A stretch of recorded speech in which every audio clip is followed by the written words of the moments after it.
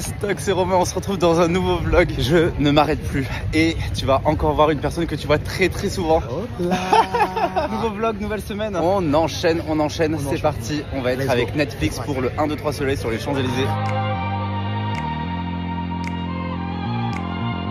Bonsoir Paris. Et regardez, mais toujours la même équipe, toujours les mêmes. Toujours.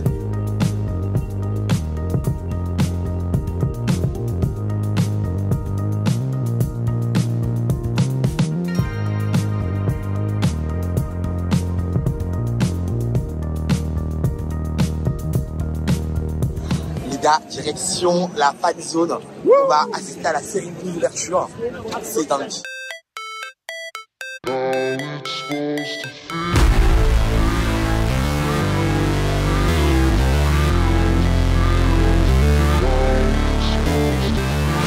Never break, always fight, never quit, do it right, play the game.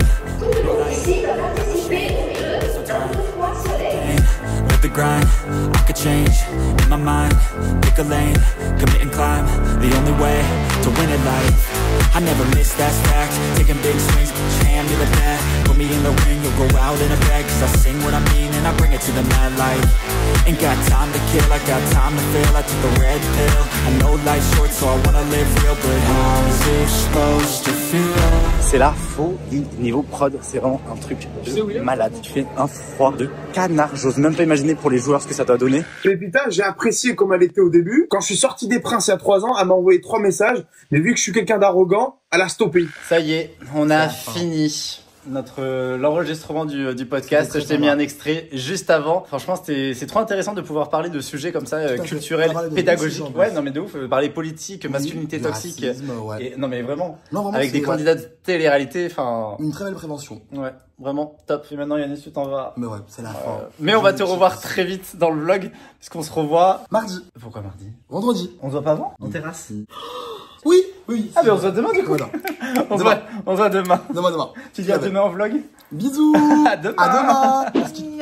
Miam. J'ai fait une quiche lardon poireau. Ça m'a l'air super bon. Si t'as l'impression de me voir 90% du temps exactement au même endroit, c'est normal vu que je passe tout mon temps derrière l'ordinateur. Vraiment, c'est les 3/4 de mon activité de créateur de contenu. Je suis énormément sur l'ordi, que ce soit pour du montage, pour de l'administration, gérer des mails, des trucs comme ça. D'ailleurs, en termes de temps d'écran, sur la semaine passée, lundi, on était à 7h54. Mardi, j'ai fait 14h46.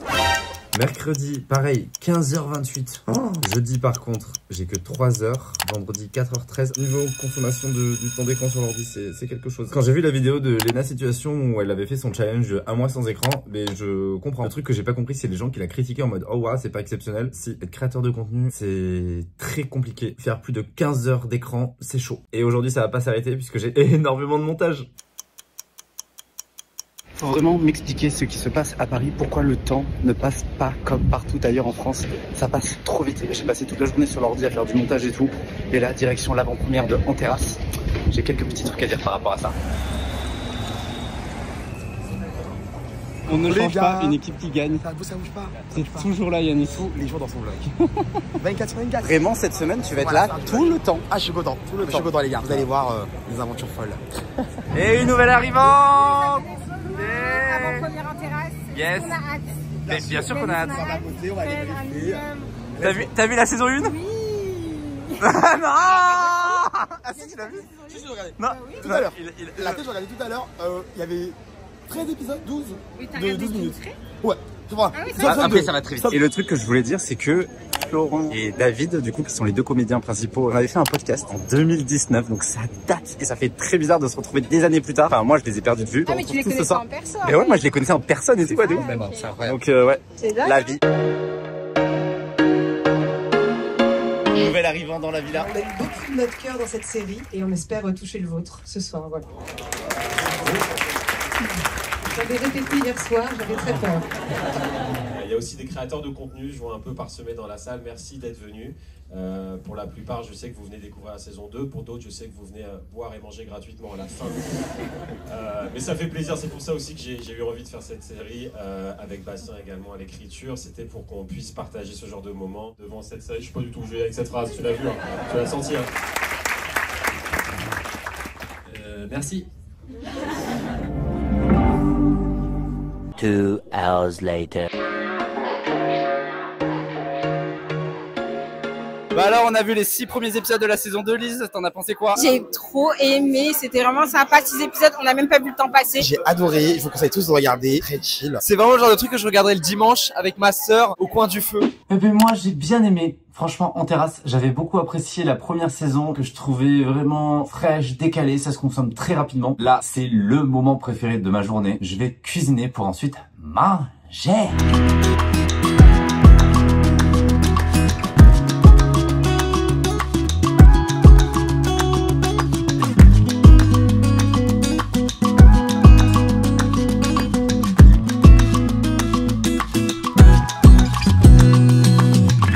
Voilà le résultat, petit risotto lardon. J'ai rajouté quelques champignons et voilà un petit risotto. Je sais pas toi, mais pour le repas du midi, généralement je mange devant une série. Et d'ailleurs, je viens de sortir un TikTok où je te recommande plusieurs séries à regarder selon le temps que tu as. N'hésite pas à me dire toi aussi si tu fais pareil en commentaire. Ouais, je sais. On est jeudi. J'ai pas filmé hier, j'ai carrément loupé un jour. Tout simplement parce que je n'ai rien fait. Enfin non, plutôt je ne suis pas sorti, il n'y avait pas d'événement. J'ai fait du montage vidéo, j'ai fait de l'administration et j'ai fait ça toute la journée. Mais il y a un point que j'avais envie de soulever, c'est niveau santé mentale. Le truc vraiment qu'on sous-estime avec la création de contenu, dans le sens où, oui, les événements sont excessivement bien, on rencontre du beau monde, tout ça, mais ça demande énormément d'énergie. Et ça, c'est vraiment un truc que je sous-estimais en venant à Paris, puisque je faisais juste des événements de temps en temps, par-ci, par-là, et là, d'en faire limite tous les soirs, vraiment ça draine. Moi par exemple, je suis excessivement sociable, donc j'aime bien discuter avec les gens et tout, mais c'est vrai que par moment, je ressens le besoin juste de m'isoler, de parler à personne, et c'est vraiment le moyen pour moi de recharger les batteries tout simplement, puisque mine de rien, quand il y a une sortie, ben, c'est une sorte de représentation professionnelle, et c'est souvent qu'il y a des demandes d'interview pour répondre à des questions, nanani, nanana, puisque vraiment, si tu ne fais pas ce métier, tu te rends pas compte, et je trouve ça ultra important de parler de santé mentale, puisque c'est un sujet qui est tellement d'actualité, qui a trop longtemps été laissé sur le carreau, et ça fait le lien directement avec les commentaires. J'adore lire, prendre du temps de répondre aux commentaires, et vraiment les petits mots que vous pouvez envoyer, que vous pouvez laisser, que ce soit en DM ou sous les vidéos, ça fait mais tellement du bien. Bon après, les mauvais commentaires, moi je prends énormément de recul parce que je m'en contrecarre. Ça me fait penser à un commentaire que j'ai vu sous une de mes vidéos YouTube où quelqu'un me disait en mode ferme là, on n'a pas envie d'avoir ton avis. J'étais en mode bah en fait, t'es dans mon espace, tu viens commenter sous ma vidéo, en plus t'es même pas abonné, genre t'es qui? Bref, après avoir passé pas mal de temps derrière l'ordi, on va aller faire des cinnamon rolls, une pâtisserie que j'adore. Par contre, clairement, je passerai pas le casting du meilleur pâtissier, j'ai pas le niveau.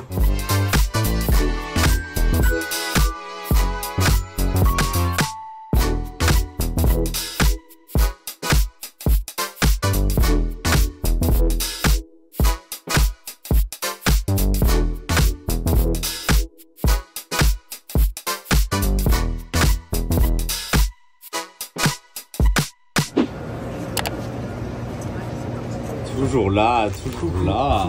Journée très spéciale, direction Lille. Je t'en parle un petit peu plus tard. Voilà. Lise, qu'est-ce qu'on est en train de faire? Écoutez, nous sommes à Lille pour une journée parce qu'on a une petite immersion autour de Cérémania Institut. Romain, ici présent, va vous expliquer. Voilà, c'est une école.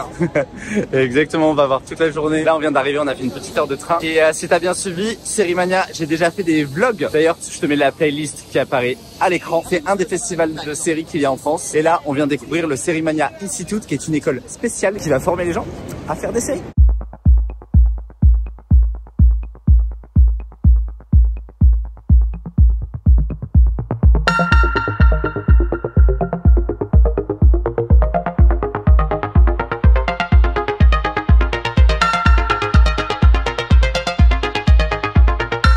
Beliève, croire en ses rêves.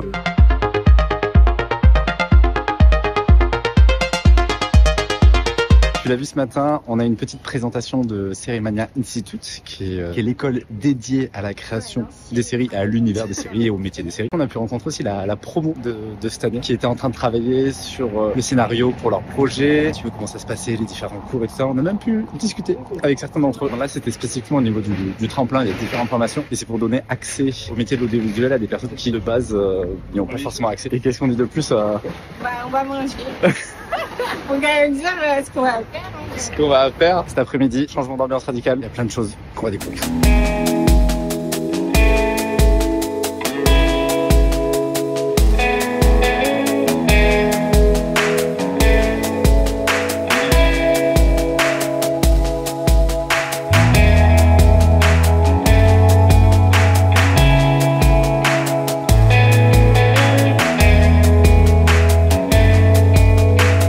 a terminé la petite session de pitch où là en fait c'était des personnes issues de différents pays européens qui collaboraient ensemble et qui faisaient des petits pitchs.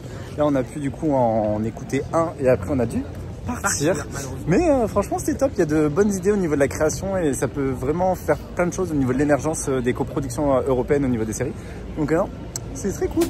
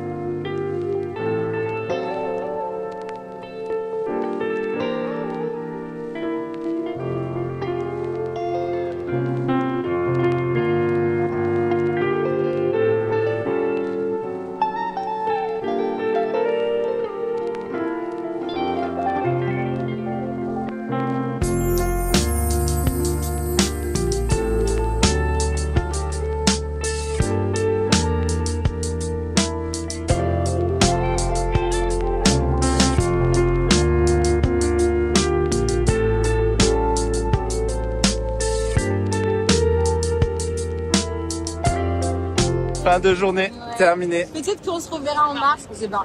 Oui, on verra. Peut-être. On verra. Pour Série Mania édition 2025. Canon, vraiment très sympa. Ouais, t'as aimé? Ouais, de fou. Franchement, c'était trop intéressant. Yanis aussi, t'as aimé? Ouais, j'ai kiffé. Très sympa, c'était express, intense. On termine le vlog ici. Retour à Paris. C'était une excellente journée. Peut-être rendez-vous en mars pour Série Mania 2025. On manifeste, c'est sûr. Exactement. Si tu veux me suivre sur les réseaux, il y a tout qui apparaît. Tu sais comment ça fonctionne. Et je te dis à très vite pour un nouveau vlog. Allez, salut!